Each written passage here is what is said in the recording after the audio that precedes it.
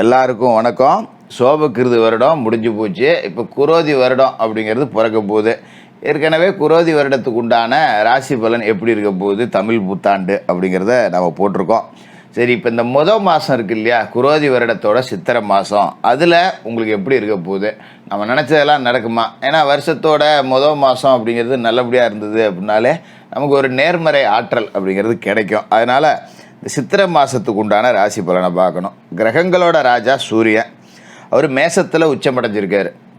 எப்போவுமே சித்திரை மாதம்னா மேசத்துக்குள்ளே சூரியன் உச்சம். அதோட இந்த மாதத்தில் செவ்வாய் சனி கூட்டணி அப்படிங்கிறதும் உடையுது. கும்பத்தில் இருந்த செவ்வாய் 9ஆம் தேதி அன்னைக்கு மீனராசிக்கு போயிடுறாரு, ராகுவோட போய் இணைஞ்சிக்கிறாரு. அதோட புதன் வக்கரமாகி கிடந்தார் இல்லையா மீனராசியில், 3ஆம் தேதி அன்னைக்கு வக்கர நிவர்த்தி ஆயிடுறாரு. அப்புறம் ஒரு 20 நாளைக்கு அங்கே இருந்துட்டு 23ஆம் தேதி மேசராசிக்கு போயிடுறாரு. சுக்கிர பகவான் மீனராசியில் இருந்தார். 12ஆம் தேதி அன்னைக்கு அவரும் மேசராசிக்கு போகிறாரு. குரு பகவான் மேசராசியிலிருந்து 18ஆம் தேதி ரிஷபராசிக்கு போகிறாரு. குரு பகவானோட பயிற்சி அப்படிங்கிறது இந்த மாதத்தில் முக்கியமான ஒரு அமைப்பு. சனி பகவான் கும்பராசிலையும், விஷப்பாம்பு ராகு மீனராசிலையும், விஷமற்ற பாம்பான கேது கன்னிராசிலையும் இருக்காங்க.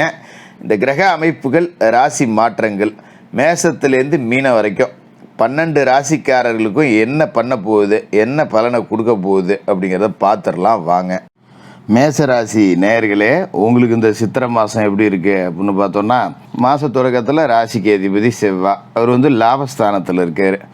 அவரோட லாபாதிபதி சனியும் சேர்ந்துருக்காரு. இந்த பொருந்தா கிரக சேர்க்கை அப்படிங்கிறது நம்ம போன மாதத்துலேயே பார்த்துருப்போம். ரெண்டும் ஒன்றுக்கு ஒன்று ஆகாது, நீ என்ன பிடிச்சி இல்லை நான் ஒன்றை பிடிச்சி இழு அப்படிங்கிற மாதிரி தான் இருக்கும். ஆனால் பெருசாக கவலைப்பட வேண்டியதில்லை. ஏன் அப்படின்னா இது 9 நாளைக்கு தான் இந்த கிரக சேர்க்கை அப்படிங்கிறது இருக்குது. அதன் பிறகு ராசி அதிபதி விரயத்துக்கு வந்துடுவார். விரயத்துக்கு வந்தாலும் கவலை இல்லை, ஏன்னா அந்த பொருந்தாத சனியோடு சேர்ந்துருக்காரு பார்த்தீங்களா, அது பிரிஞ்சாலே போதும். அதுக்கு பிறகு நன்மைகள் அப்படிங்கிறது நல்லாயிருக்கும். எல்லாத்துலேயுமே ஒரு வெற்றி அப்படிங்கிறது உங்களுக்கு இந்த மாதத்தில் இருக்குது. உங்களோட ராசியிலேயே பார்த்தீங்கன்னா பூர்வ புண்ணியஸ்தானாதிபதி சூரியன் உச்சமடைகிறாரு, குருவோடு சேர்ந்து சஞ்சரிக்கிறாரு. குரு 18ஆம் தேதி அன்னைக்கு பயிற்சியாக போகிறாரு. 18 நாளைக்கே சூரியனும் குருவும் சேர்ந்துக்கிட்டு பொருளாதார ரீதியாக 10 ரூபா காசு பணம் அப்படிங்கிறத கொடுப்பாங்க. இந்த சித்திரை மாதத்தை பொறுத்த வரைக்கும் பார்த்திங்கன்னா உங்களுக்கு நிறைய புது பாதை அப்படிங்கிறது இப்போ தெரியும். அடுத்து என்னடா பண்ணலாம், எதிராக பண்ணலாம், தொழில் ஆரம்பித்து போயிட்டுருக்கோம், பெருசாக வருமானம் இல்லையா, இது பெருகணுன்னா என்ன பண்ணலாம், இல்லை ஏதாவது இன்னொரு 10 ரூபா முதலீடு போடுவோமா, இல்லை வேறு தொழில் ஏதாவது சைடில் செஞ்சு பார்ப்போமா, இல்லை 2 ஆளுங்களை வேலைக்கு போட்டு பார்ப்போமா, இப்படிலாம் சிந்திச்சுக்கிட்டு கிடந்திருப்பீங்க. எதையுமே செஞ்சுருக்க மாட்டீங்க.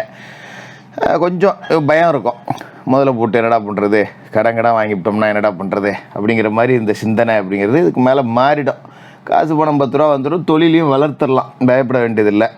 இந்த சனி செவ்வாய் சேர்க்கை அப்படிங்கிறது பார்த்திங்கன்னா 8ஆம் தேதி வரைக்கும் இருக்குது. அப்போ 8ஆம் தேதி வரைக்கும் நாம் கொஞ்சம் முக்கியமான முடிவுகள்லாம் எடுக்கக்கூடாது.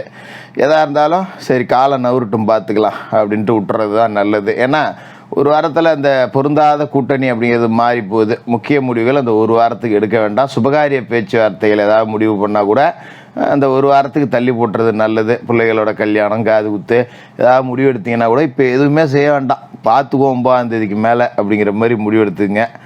அதோட சித்திரை மாதம் 3ஆம் தேதி புதன் மீனராசியில் வக்கரகதி அடைஞ்சிருந்தார் இல்லையா, பலம் இழந்து போய் அவர் வக்கர நிவர்த்தி ஆகி பலம் அடைஞ்சிட்றாரு. ராசிக்கு 3ஆவது வீட்டுக்கும் 6ஆவது வீட்டுக்கும் அதிபதி புதன் வக்கர நிவர்த்தி அடைகிறாரு.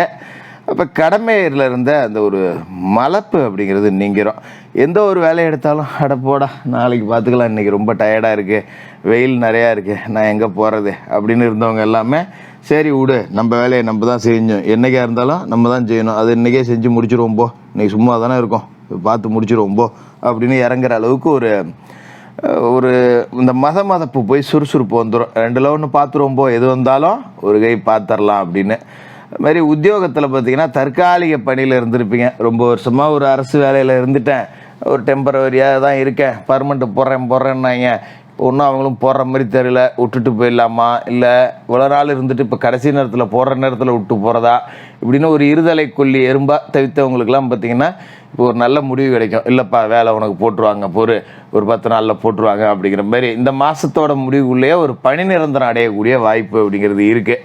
அதுக்கு என்ன பண்ணணும்னா சித்திரை பௌர்ணமி அன்னைக்கு போய் சிவபெருமானை வணங்கிட்டு வாங்க, நல்லாயிருக்கும். அந்த அரசு வேலை நிரந்தரமாகக்கூடிய வாய்ப்பு இருக்குது. அதுமாரி சித்திரை மாதம் 9ஆம் தேதி மீனராசிக்கு ராசி அதிபதி போயிடுறாரு. அஷ்டமாதிபதியாகவும் இருக்கக்கூடிய அவர் 12ஆவது வீட்டில் மறைகிறாரு அப்படிங்கிறது யோகம்தான். ஏன்னா செவ்வாய் வந்து ராசிக்கு மட்டும் அதிபதி இல்லை, விருச்சிக ராசி உங்களோட ராசிக்கு 8வது வீட்டுக்கும் அவர் தான் அதிபதி. அப்போ கெட்டவன் கெட்டிடில் கிட்டிடும் ராஜயோகம் அப்படிங்கிறதுக்கு தகுந்த மாதிரியே நிறைய நல்ல பலன் அப்படிங்கிறதும் கிடைக்கும். சில மாற்றங்கள் அப்படிங்கிறதும் இருக்கும். சில பேர் ஒரு தொழிலை தொடங்கி வச்சுட்டு மூடி போட்டு வச்சுருப்பீங்க, திடீர்னு காசு போன முடமையாக இருந்திருக்கும், வியாபாரம் சரியில்லை, ஒரு 10 நாளைக்கு லீவ் விடுறது, இந்த மாதிரி மூடி கிடந்த கடையெல்லாம் மறுபடியும் திறந்து 10 ரூபா வியாபாரம் பண்ணி காசு பார்க்கக்கூடிய நேரம் அப்படிங்கிறதும் இந்த காலகட்டத்தை பொறுத்த வரைக்கும் இருக்குது.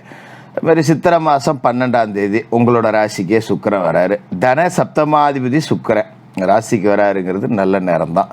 ஏன்னா செல்வம் செல்வாக்கு அப்படிங்கிறதெல்லாம் உயரும். 7வது வீட்டுக்கும் அவர் தான் அதிபதி அப்படிங்கிறதால அவர் ராசிக்கு வரும்போது மனைவி வழி பிரச்சனைகள் அப்படிங்கிறது சரியாயிடும். மனைவி கூட சின்ன சின்ன சச்சரவு, ஒரு நகையை கொண்டு வச்சுட்டு மூட்டு தர மாட்டேங்கிறேன், கடனை வாங்கி வச்சுருக்கேன், வீட்டுக்கு தேடிட்டு வராங்க, இந்த மாதிரியான கசப்புகள்லாம் இருக்குது பார்த்தீங்களா, அதெல்லாம் சரியாயிடும். ஏன்னா 7வது வீட்டுக்கு அதிபதி வந்து ராசிக்கு வந்திருக்காரு இல்லையா. அது மாதிரி கூட்டு தொழில் ரொம்ப சிறப்பாக இருக்கும். கூட்டாளி ஒருத்தங்க நமக்காக இன்னும் கடுமையாக உழைச்சி புது யோசனைகள்லாம் கொண்டு வருவாங்க. ஒருத்தருக்கு ஒருத்தர் அனுசரணையாக போய் நடந்தீங்க அப்படின்னா பெரிய அளவில் 10 ரூபா காசு சம்பாதிக்கக்கூடிய வாய்ப்பு அப்படிங்கிறதும் இந்த காலகட்டத்தை பொறுத்த வரைக்கும் இருக்குது. கூடுமான வரைக்கும் கூட்டு தொழில் செய்கிறவங்க சந்தேகத்தை வச்சுக்கக்கூடாது, கூட்டாளிகளை பகிச்சிக்க வேண்டாம். இந்த காலகட்டத்தில் கொஞ்சம் அப்படியே இழுத்து பிடிச்சி போங்க, அதுதான் இப்போ உங்களுக்கு நல்லது. அதோட சித்திரை 23ஆம் தேதி மேச ராசிக்கு புதன் வர்றாரு. பாருங்கள், ஒவ்வொருத்தராக வராங்க. அப்போ ஃபஸ்ட்டு சூரியன் வந்தார், அடுத்து சுக்கிரன் வந்தார், இப்போ புதனும் வந்திருக்காரு. புதன் யாருன்னா உங்களோட ராசிக்கு 3வது வீட்டுக்கும் 6வது வீட்டுக்கும் அதிபதி. அவர் ராசிக்கே வராரு அப்படிங்கிற வேலையில் சகோதர ஒற்றுமை அப்படிங்கிறது பலமாகும். ஏன்னா 3வது வீட்டுக்கு அதிபதி இல்லையா, சகோதர ஸ்தானத்துக்கு. அப்போ நம்ம பூர்வீக சொத்தை ஏதாவது பாகம் பிரிச்சுக்கலாம், நமக்கான பங்கு அப்படிங்கிறது நமக்கு கிடைக்கும். அண்ணன் தம்பி ஒரு அனுசரணையாக இருப்பாங்க. பழைய கேஸு, கோர்ட்டு, வழக்கு, வம்பு ஏதாவது இருந்ததுன்னா அதுலேயும் இப்போ வந்து சரி உடுப்பா, நம்ம ஏன் இப்போ ஒரு சின்ன சொத்துக்காக அடிச்சுக்கிட்டு பிரிச்சுட்டு கிடக்கணும், எதவா நம்ம வெளியிலே உட்காந்து 10 ரூபாய்க்கு பேசி தீர்த்துவோம், நீ பாதி நான் பாதி வச்சுக்க அப்படிங்கிற மாதிரி பூர்வீக சொத்தை ஒரு நல்ல நிலையில் பேசி தீர்த்து பாகம் பிரிச்சுக்க போகிறீங்க. இது மாதிரி பொது வாழ்க்கையில் இருக்கிறவங்க, அரசியலில் இருக்கிறவங்க கொஞ்சம் கவனமாக இருக்கணும். ஏன்னா உத்தியோகத்தில் உள்ளவங்களுக்கும் சரி, அரசியல் வந்து குறுக்க வந்ததுன்னா உத்தியோகத்துக்கு லீவ் போட்டு போகிற மாதிரி இருக்கும். இது மாதிரி அரசியல்லையே இருக்கிறவங்க உத்தியோகத்துக்கு போகிறேன் அப்படின்னா என்னையா வேலையை பார்க்க மாட்டேங்கிறப்பாங்க. அப்போ ரெண்டையும் நம்மளால் பேலன்ஸ் பண்ண முடியாத ஒரு நிலைமை அப்படிங்கிறது வந்துடும். அதில் கவனமாக இருக்கணும். அது மாதிரி விவசாய பணிகளில் இருக்கவங்க கவனமாக இருக்கணும். ஏன்னா விவசாயத்துறைக்கு அதிபந்தம் கொண்ட செவ்வாய் வந்து விரயஸ்தானத்துக்கு பெரும்பகுதி நாள் இருக்கார் அப்படிங்கிறதால புது முயற்சி எதுவும் செய்யக்கூடாது. ஒரு பயிர் ஒன்று கரும்பு போட்டிருந்தேன், மாற்றி நெல் போடலான் இருக்கேன், நெல்லை வச்சுதான் கரும்பாக மாற்றலான்னு இருக்கேன், கடலை போடலான் இருக்கேன், இந்த மாதிரியான புது யோசனைகள் எதையும் செய்ய வேண்டாம். அதுமாதிரி இந்த காலகட்டத்தில் ஒரு போர் ஒன்று போடுறேன், ஒரு கேணி ஒன்று விட்டுறேன், அதெல்லாம் வேண்டாம். ஏன்னா இப்போ நம்ம செலவு பண்ணிக்கிட்டு தண்ணி கிடைக்காம போச்சுன்னா அது பெரிய வருத்தமாகி போயிடும். அதனால் கூடுமான வரைக்கும் புது முயற்சிகள் செய்யாதீங்க. விவசாயத்துக்கு ஒரு எந்திரம் வாங்குகிறேன், டிராக்டர் வாங்குகிறேன், மரம் வெட்டுற மிஷின் வாங்குகிறேன், இந்த மாதிரியான மிஷினரி வாங்கணும் அப்படின்னு நினச்சிங்கன்னா அதெல்லாம் இந்த காலகட்டத்தில் வேண்டாம். எதாக இருந்தாலும் அடுத்த மாதம் பார்த்துக்குவோம் அப்படின்னு சொல்லிட்டு தள்ளி போடுறது நல்லது. அதோட குரு பகவானோட பயிற்சி அப்படிங்கிறது நடக்குது. குரு பயிற்சிக்கு நம்ம தனியாக வீடியோ போட்டிருக்கோம், அதை பார்த்தாலே உங்களுக்கு தெரியும். தனஸ்தானத்துக்கு குரு போகிறாரு, அற்புதமான இடம். 2வது வீட்டுக்கு குரு போகிறாரு அப்படிங்கும்போது கொடுத்த வாக்கை காப்பாற்றுவீங்க, குடும்பம் நல்லபடியாக இருக்கும், ஒரு கொள்கை பிடிப்போடு இருப்பீங்க, காசு பணம் 10 ரூபா வருமானத்துக்கு பஞ்சமே கிடையாது. அதோட குரு 6வது வீடு, 8வது வீட்டு, 12வது வீட்டுலாம் பார்க்குறாரு. 6ல் பார்க்குறப்ப கடங்கண்ணி அடைப்பார், உடம்புல இருக்க நோய் நொடியை நீக்குவார். 8ல் இருக்கிறப்ப மனசுக்கு வந்து ஒரு தைரியத்தை கொடுப்பாரு, எது வந்தாலும் பார்த்துக்கலாங்கிற அமைப்பு கொடுப்பாரு. 12க்கு வரும்போது பார்த்திங்கன்னா சுப விரய செலவுகளை கொடுப்பாரு, குடும்பத்தில் சுப நிகழ்ச்சிகளை நடத்தி காட்டுவார், உயரதிகாரிகளோட ஆதரவு கொடுப்பாரு. ஒரு அலுவலகத்தில் வேலை செய்கிறோன்னா மேல்மட்ட அதிகாரிகள் நமக்கு சாதகமாக இருப்பாங்க. இப்படி பார்த்தோம் அப்படின்னா இந்த சித்திரை மாதத்தில் நல்ல நேரம் வந்துருச்சு அப்படின்னு தான் அர்த்தம். அப்போ இந்த சித்திரை 1ஆம் தேதி வருஷ பிறப்பு அன்னைக்கு எங்கே சுற்றினாலும், எந்த மூலையில் இருந்தாலும், எந்த உலகத்தில் எந்த மூலை முடுக்கில் இருந்தாலும் காலையில் எந்திரிச்சு குளித்து முழுவிட்டு சூரிய நமஸ்காரம் பண்ணிடுங்க. சூரிய உதயத்தில் நம்ம முழிச்சிருக்கணும், அதில் ரொம்ப கவனமாக இருக்கணும். ஏன்னா அதுதான் வந்து ஒரு வருடத்துக்கான ஒரு நேர்மறை ஆற்றலை நமக்கு கொடுக்கும்.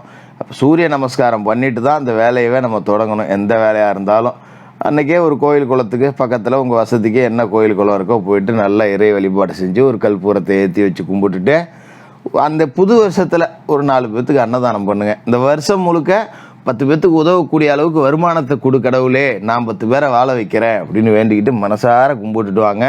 ரொம்ப அற்புதமான யோக பலன் கிடைக்கட்டும் உங்களுக்கு. இந்த மாதம் நல்லா இருப்பீங்க, எதுக்கும் கவலைப்பட வேண்டாம். மேஷராசிக்காரர்களுக்கு வாழ்த்துக்கள்.